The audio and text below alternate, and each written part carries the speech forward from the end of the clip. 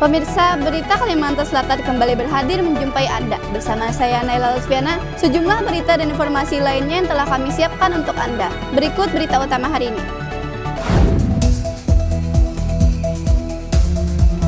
OJK Kalimantan Selatan tanggapi soal anak Gubernur Kalimantan Selatan masuk Komisaris Bank Kalsel. Tidak ada perlakuan khusus, harus melalui proses uji kelayakan dan kepatutan.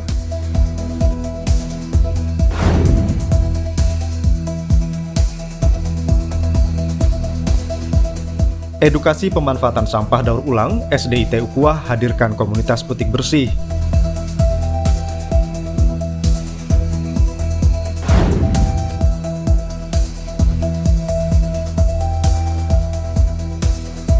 Tukar botol plastik gratis naik bus Trans Banjarmasin.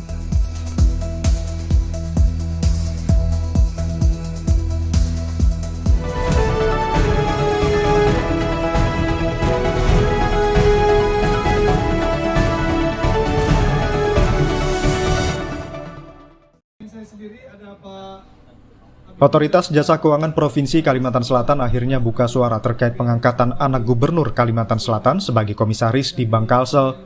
Hal tersebut disampaikan dalam pertemuan dengan Forum Wartawan Ekonomi Banjarmasin di salah satu kafe di Banjarmasin Kamis kemarin.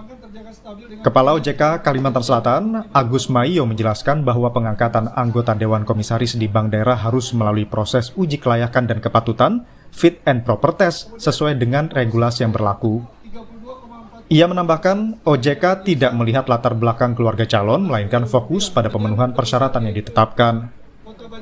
Terkait dinamika di masyarakat dan sorotan publik terhadap nama besar yang masuk ke jajaran komisaris, OJK Provinsi Kalimantan Selatan menilai itu bagian dari demokrasi yang sehat. Dalam forum tersebut, OJK Provinsi Kalimantan Selatan juga menegaskan komitmennya untuk terus mengawasi tata kelola Bank Kalsel agar tetap mengedepankan prinsip kehati-hatian, profesionalisme, dan pelayanan optimal kepada masyarakat. Acara ini juga diisi dengan diskusi soal penguatan pengawasan industri jasa keuangan daerah serta upaya mempercepat literasi keuangan masyarakat. Tim Liputan, Kalsel Pos TV.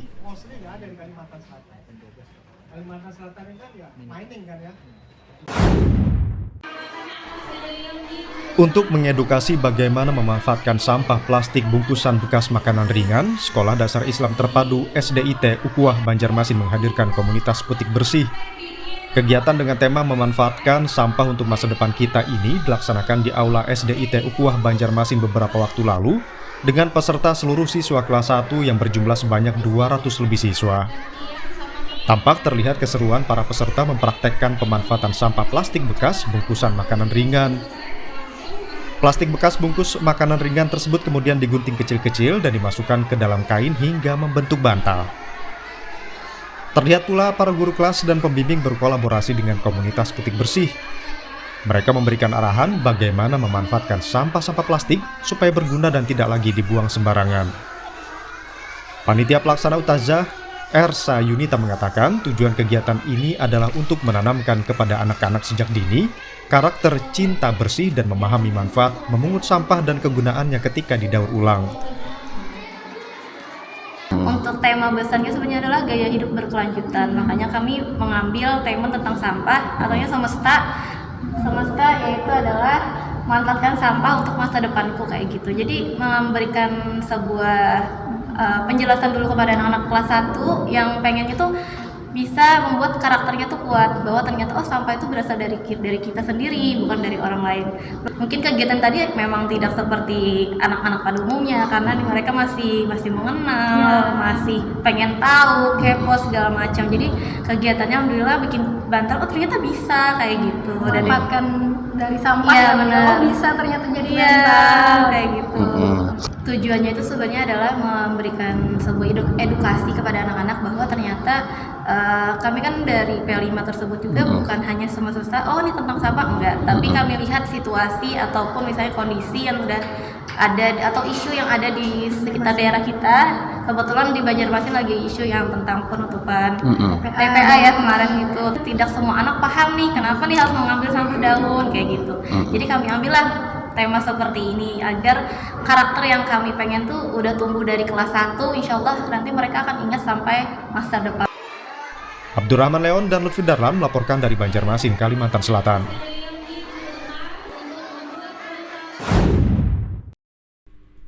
Di tengah kondisi darurat sampah di Kota Banjarmasin, Kalimantan Selatan, Dinas Perhubungan Kota Banjarmasin menghadirkan program Eko Tiket Trans Banjarmasin. Cukup dengan menukarkan botol plastik dalam jumlah tertentu, masyarakat bisa naik bus Trans Banjarmasin tanpa biaya alias gratis. Program Eko Tiket Trans Banjarmasin sendiri merupakan sebuah upaya untuk mendorong kebiasaan masyarakat memilah sampah. Untuk mendapatkan satu eko tiket, masyarakat dapat menukarkan 3 botol plastik air mineral ukuran 1.500 ml. Sedangkan untuk botol plastik air mineral ukuran 600 ml, penukaran satu tiketnya diperlukan sebanyak 5 botol. Lalu 10 botol ukuran 300 ml dan 15 gelas plastik air mineral. Serta 1 buah galon, jerigen atau ember yang ditukarkan akan mendapat 2 eko tiket. Salah seorang pengguna angkutan bus Trans Banjarmasin, Farida, menyambut baik adanya program ini. Dirinya mengaku terbantu bisa menaiki bus dengan gratis hanya dengan bermodal menukarkan botol plastik. Sejak kapan Ibu Pian tahu bahwasanya gratis naik angkutan dihurufkan dengan botol? Baru kemarin. Iya. Terus gimana menurut Pian, baguslah program ini Bu? Bagus. Dibantu. Kenapa Bu jadi memilih mengumpulkan botol Bu? Ulun kah? Nah, Merasa senang ulun mah dibantu dengan kapsi ini. berapa botol tadi yang Pian serahkan? Ulun serahkan tadi kah 6, yang besar 6, yang kecilnya 10. Jadi itu dapat berapa tiket tadi Bu? Yang kemarin 1, ada ini 5, 6, jadi tambah ini 1 tiket. Sementara itu, penukaran eko tiket ini pun bisa dilakukan di Terminal Antasari dan halte kawasan integrasi 0 km. Kepala Dinas Perhubungan Kota Banjarmasin, Slamet Begjo, mengatakan eko tiket ini bisa dimanfaatkan untuk naik bus Trans Banjarmasin bagi masyarakat yang memiliki kartu cashless ataupun tidak. Karena itulah ya, dengan Banjarmasin sekarang istilahnya mendapatkan darurat sampah, sekarang bagaimana mengedukasi masyarakat untuk bisa memilah sampah, bahkan masalah sampah yang bernilai, contoh tadi botol plastik, kita coba edukasi dengan seperti itu sehingga bisa mengurangi problem sampah di Banjarmasin. Sekaligus juga bermanfaat bagi masyarakat yang mau naik bis Trans Banjarmasin tidak memiliki kartu, bisa naik Trans Banjarmasin. Cukup tadi dengan membawa botol plastik dengan berbagai kategori. Nantinya hasil sampah botol plastik yang telah terkumpul akan dikerjasamakan dengan bank sampah untuk ditimbang dan dijual. Kemudian hasilnya akan menjadi pendapatan asli daerah atau PAD untuk Dinas Perhubungan Kota Banjarmasin. Fudail dan Lutfi Darlan melaporkan dari Banjarmasin, Kalimantan Selatan.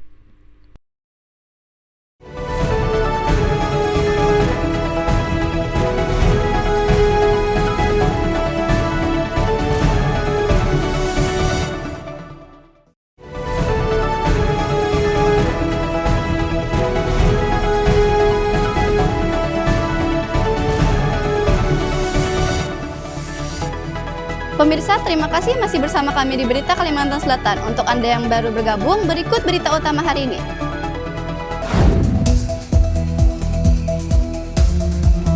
OJK Kalimantan Selatan tanggapi soal anak Gubernur Kalimantan Selatan masuk Komisaris Bank Kalsel.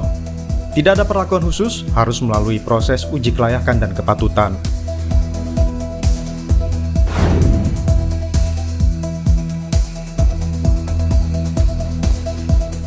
Edukasi pemanfaatan sampah daur ulang, SDIT Ukuah hadirkan komunitas petik bersih.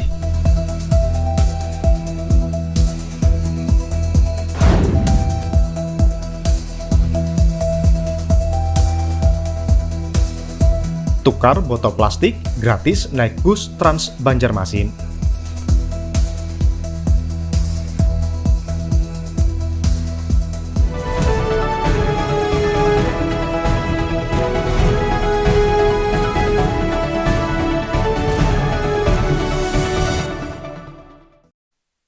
Pam Banjarmasin lakukan bedah rumah untuk warga yang ada di Jalan Laksana Intan Gang Mutiara Dalam, Kelurahan Kelayan Selatan, Kecamatan Banjarmasin Selatan, Rabu lalu.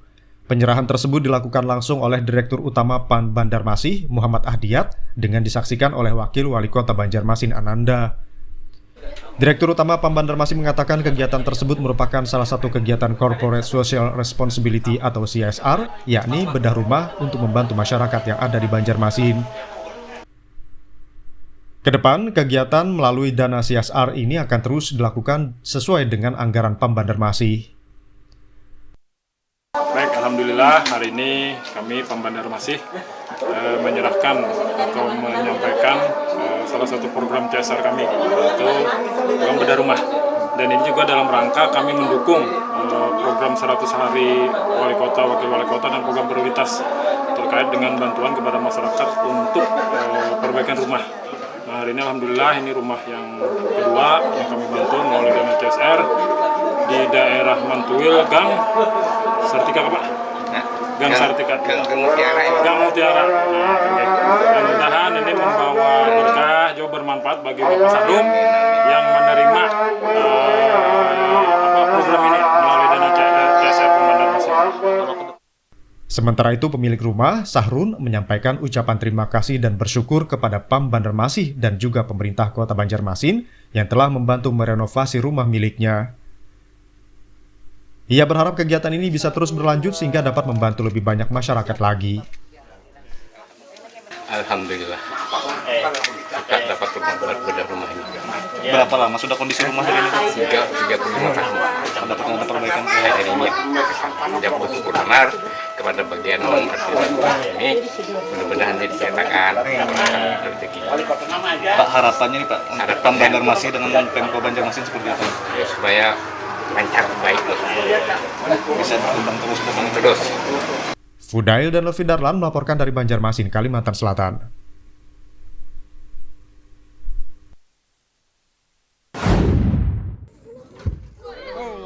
Kejaksaan Negeri Balangan melaksanakan pemusnahan barang bukti hasil tindak pidana selama bulan Februari hingga Maret di kantor Kejari Balangan Kamis lalu. Kegiatan ini turut dihadiri Kapolres Balangan AKBP Yulianor Abdi, Wakil Ketua Pengadilan Negeri Paringin Emna Aulia, dan perwakilan dari Badan Narkotika Nasional Balangan. Pemusnahan barang bukti ini berasal dari 13 perkara yang terdiri dari 7 perkara narkotika, 5 perkara keamanan dan ketertiban umum dan tindak pidana umum lainnya, serta 1 perkara orang dan harta benda.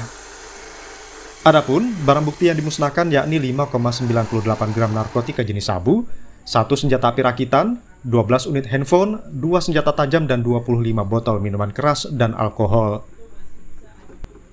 Kepala Kejari Balangan Mangantar Siregar menyampaikan bahwa dalam pemusnahan barang bukti ini, pihaknya menghadirkan para siswa dari SMPN 4 Paringin untuk diberikan edukasi dan sosialisasi terkait tindak pidana. Kejari Balangan juga mengimbau kepada masyarakat khususnya para generasi penerus untuk menjauhi narkotika, karena tindak pidana narkotika merupakan yang terbanyak kasusnya dibandingkan tindak pidana lain. Ini keempat kali, tahun ini baru ini memang. Tahun 2024 udah 3 kali. Tujuannya boleh disampaikan? Ya, tujuannya adalah untuk adik-adik kita, generasi penerus kita, untuk menghindari hal-hal yang menyangkut perkara narkotika dan kejahatan lainnya.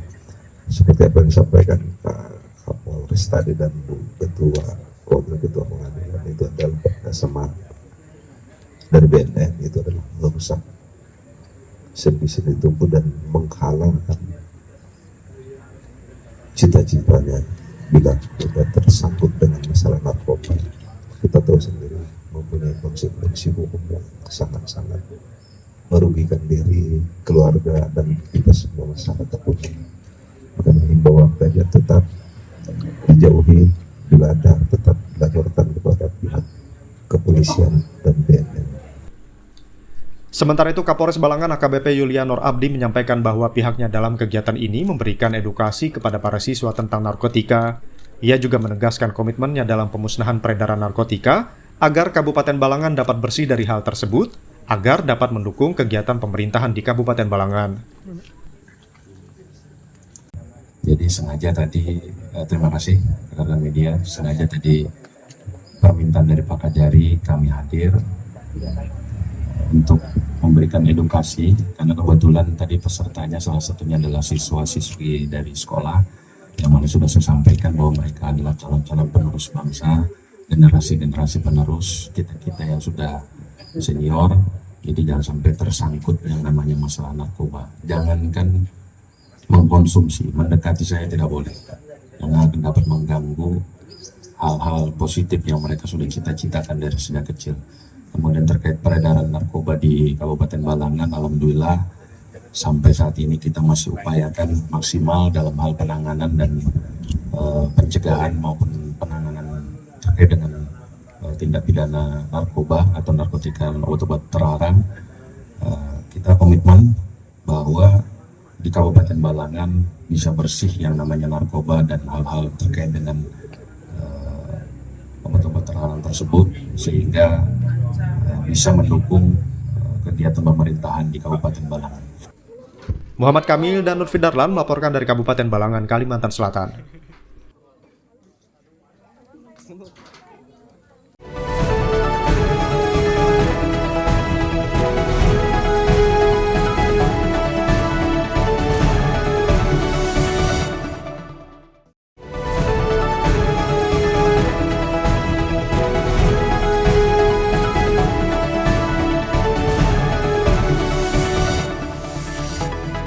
Pemirsa, terima kasih masih bersama kami di Berita Kalimantan Selatan. Untuk Anda yang baru bergabung, berikut berita utama hari ini.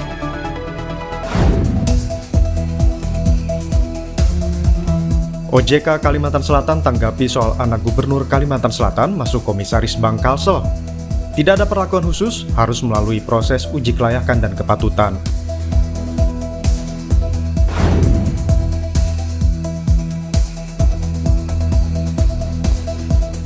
Edukasi pemanfaatan sampah daur ulang, SDIT Ukhuwah hadirkan komunitas putik bersih.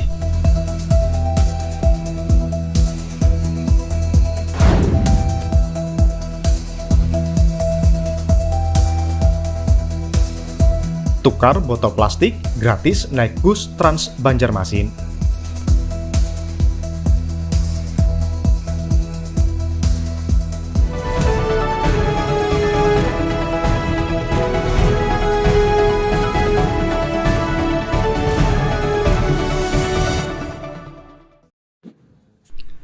Polres Balangan melaksanakan konferensi pers Jumat kemarin di Aula Pesat Gatra Polres Balangan untuk mengungkap 4 kasus tindak pidana yang terjadi selama bulan April. Kapolres Balangan AKBP Yulianor Abdi menyampaikan dari keempat kasus tersebut, 2 diantaranya merupakan kasus tindak pidana umum, yaitu penganiayaan di Kecamatan Paringin Selatan dan penemuan bayi di Desa Mantuyan, Kecamatan Halong, yang ditangani Satreskrim Polres Balangan. Kemudian 2 kasus lainnya merupakan tindak pidana pengedaran narkotika yang keduanya terjadi di Kecamatan Nampihong, Kabupaten Balangan, yang ditangani Satres Narkoba Polres Balangan.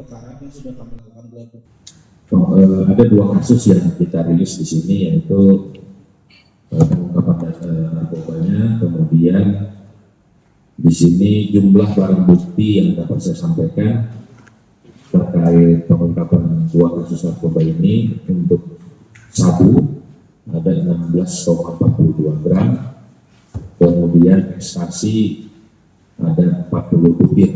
Nah, ini hasil dari pengungkapan yang dilakukan oleh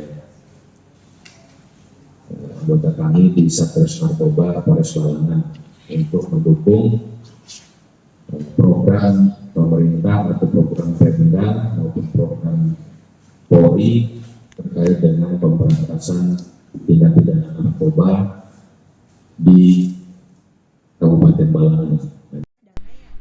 Kasat Reskrim Polres Balangan AKP Galuh Rizka Pangestu menjelaskan untuk kronologi kasus penganiayaan terjadi di Jalan Lingkar Muara Pitap menuju Tugu Maritam, Kecamatan Paringin Selatan. Kasus penganiayaan tersebut sempat diduga pembegalan, namun setelah mendapat keterangan lebih lanjut dari korban, menjadi kasus penganiayaan. Kemudian untuk kasus penemuan bayi di Desa Mantuyan, Kecamatan Halong yang sempat viral, Kasat Reskrim mengungkapkan bahwa kasus ini bukan kasus pembuangan bayi. Kasat Reskrim menjelaskan bahwa saat ditanya oleh warga, pelaku sempat tidak mengakui bahwa bayi tersebut adalah anaknya. Namun setelah proses lebih lanjut, pelaku akhirnya mengakui bahwa bayi tersebut adalah anaknya. Kalau pelaku sempat mau mengobati karena si pelaku juga takut karena ada luka. Setelah itu karena tidak tertangani dengan baik, si korban melapor kepada kakaknya dia karena takut juga dengan kakaknya, dia menyampaikan dengan kakaknya bahwa saya bisa begal seperti itu. Saya bisa begal, kemudian cepat diobati di rumah sakit Dr. Padang Haji, kemudian dirujuk ke rumah sakit Barabai. Setelah pemeriksaan di Barabai, kami dari Satreskrim mendapatkan laporan bahwasanya korban berada di sana, kami segera datangi ke sana. Awalnya si korban juga tidak mengaku kalau berkelahi. Namun karena keterangan si korban ini dinilai janggal oleh anggota kami yang cek ke sana, akhirnya kami minta tolong untuk membuka handphonenya. Setelah handphonenya dicek dengan yang bersangkutan, muncullah di situ ada chat dari si cewek bahwasanya ini gara-gara saya lah kayak gitu. Nah, dari situlah baru terungkap bahwasanya sebenarnya ini dari penganiayaan, perkelahian, bukan dari aksi begal. Kemudian yang kedua ada penemuan bayi. Pada kronologis penemuan bayi, saudara Farida yaitu selaku ibu dari si bayi pada saat itu sedang berada di suatu pondok yang berada di kebun. Datanglah saudara Adul mendatangi karena mendengar suara tangisan bayi ke TKP tersebut. Karena saudara Adul ini mengenali saudara Farida bahwasanya yang bersangkutan ini seorang janda, dia tidak punya suami. Dia bertanya, itu anak siapa?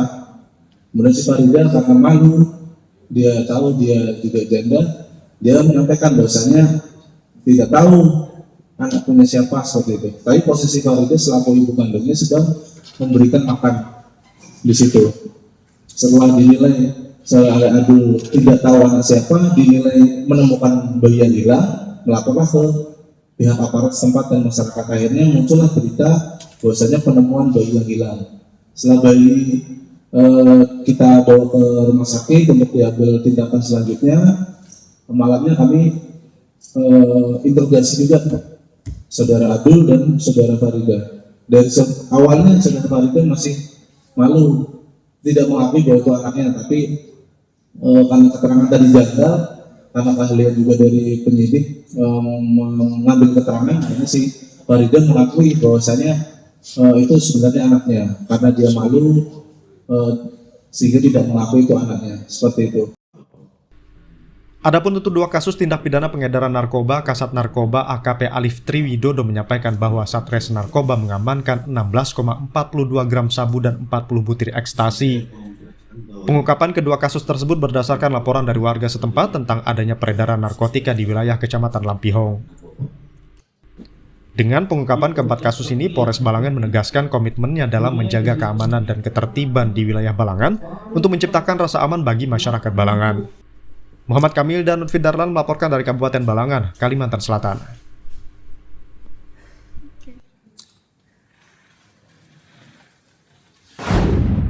Air merupakan sarana yang sangat vital bagi kelangsungan hidup. Seiring dengan pertambahan jumlah penduduk, perkembangan Kota Banjarmasin baik di sektor pembangunan maupun industri yang terus meningkat mengakibatkan kebutuhan akan air bersih terus bertambah.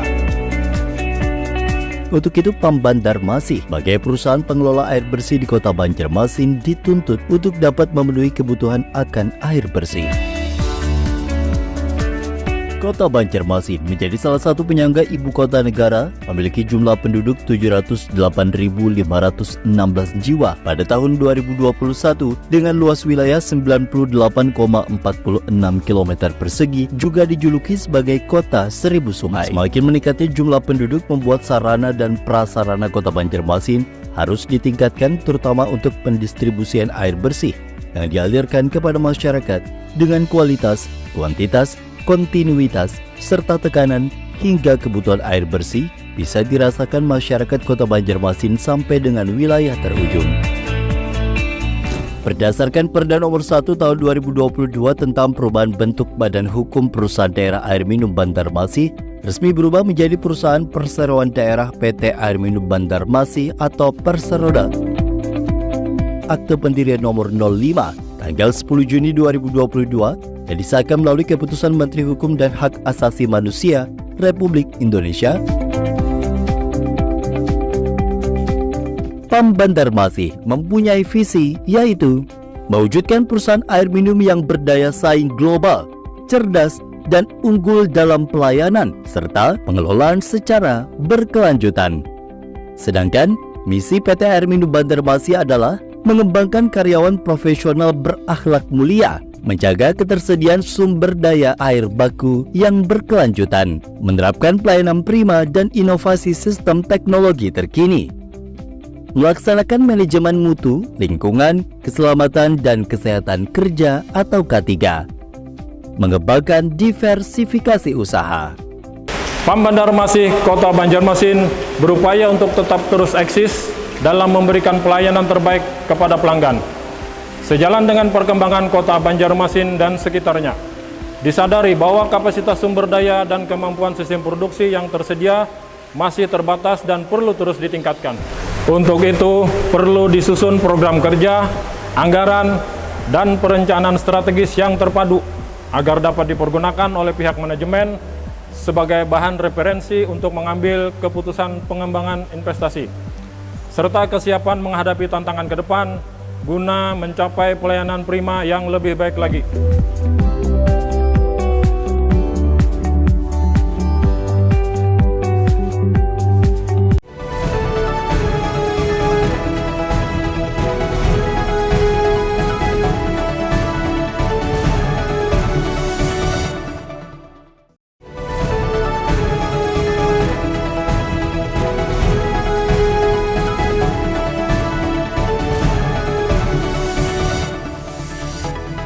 Pemirsa, terima kasih masih bersama kami di Berita Kalimantan Selatan. Untuk Anda yang baru bergabung, berikut berita utama hari ini.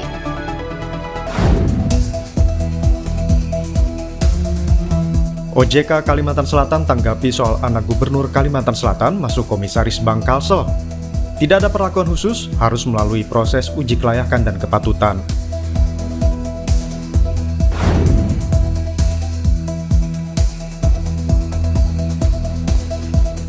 Edukasi pemanfaatan sampah daur ulang, SDIT Ukuah hadirkan komunitas putik bersih.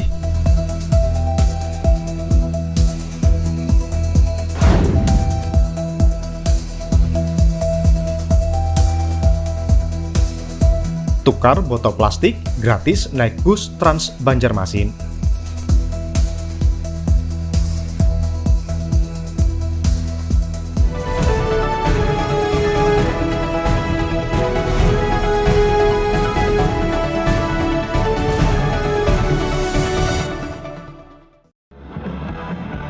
Dalam rangkaian Hari Jadi Kabupaten Balangan ke-22, pemerintah Kabupaten Balangan menggelar konser musik yang mendatangkan dua artis ibu kota, yaitu Armada dan Anji. Konser ini digelar di ruang terbuka hijau Tugu Maritam, Kecamatan Paringin Selatan, Jumat malam kemarin. Tak hanya masyarakat Balangan, warga dari berbagai daerah lain pun juga turut hadir untuk menyaksikan langsung penampilan Armada dan Anji. Bupati Balangan Abdul Hadi dalam sambutannya menyampaikan terima kasih kepada semua pihak yang telah menyukseskan acara. Ia juga menyebut bahwa rangkaian hari ulang tahun Balangan masih akan berlanjut dengan kegiatan Balangan bersolawat yang rencananya akan digelar pada bulan Mei atau Juni. Abdul Hadi mengatakan jika pelaksanaan konser ini berlangsung dengan tertib, pemerintah Kabupaten Balangan akan kembali mengundang artis-artis ibu kota untuk meriahkan perayaan Hari Jadi Kabupaten Balangan pada tahun berikutnya. Terima kasih seluruh masyarakat Kabupaten Balangan yang telah mendukung program-program pemerintah daerah sehingga Balangan semakin maju dan jaya. Ulun juga mengucapkan terima kasih kepada Bank Kalsel karena telah berpartisipasi dalam rangka memeriahkan ulang tahun Balangan. Kemudian ulun meminta komitmen pian-pian sabarataan untuk menjaga keamanan ketertiban sekali lagi. Siap? Kalau tak senggol kada bakalahian siap? Bajanji siap? Insyaallah kalau keamanan, ketertiban sampai pian kena bulik ke rumah aman, tertib, terkendali sabarataan, insya Allah ulang tahun Balangan yang ke-23 tahun depan akan lebih meriah lagi. Konser dimulai dengan penampilan Anji yang membawakan lagu-lagu hitsnya. Suara gemuruh penonton semakin pecah saat Armada turut memeriahkan acara dengan membawakan lagu-lagu populer mereka. Konser ini menjadi salah satu gelaran terbesar di Kabupaten Balangan dengan ribuan penonton yang hadir dari berbagai daerah.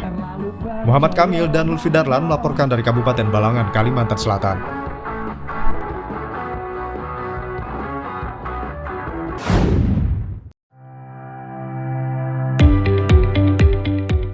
PT Air Minum Intan Banjar Perseroda merupakan BUMD air minum yang melayani dua wilayah atau daerah, yaitu Kabupaten Banjar dan Kota Banjarbaru. Dua wilayah tersebut sebelumnya merupakan satu daerah dan dipimpin oleh Bupati Kabupaten Banjar. Akan tetapi sejak tahun 1999 terjadi pemekaran wilayah yang menjadikan Kota Banjarbaru berdiri sendiri di bawah kepemimpinan Wali Kota Kota Banjarbaru.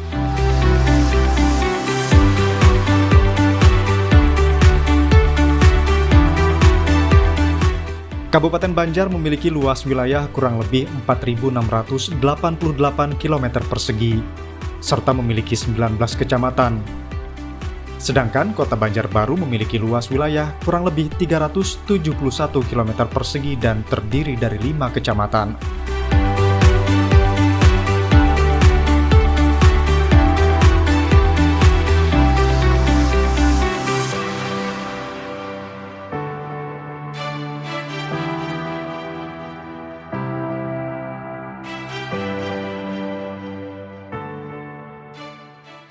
PT Air Minum Intan Banjar Perseroda memiliki visi dan misi.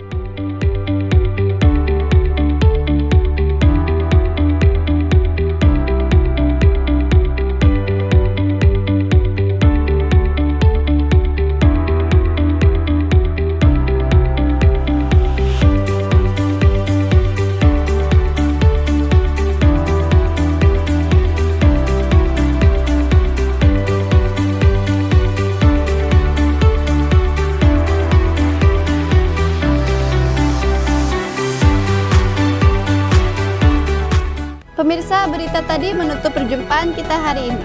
Saya Naila Alfiana serta kru yang bertugas mengucapkan terima kasih dan sampai jumpa.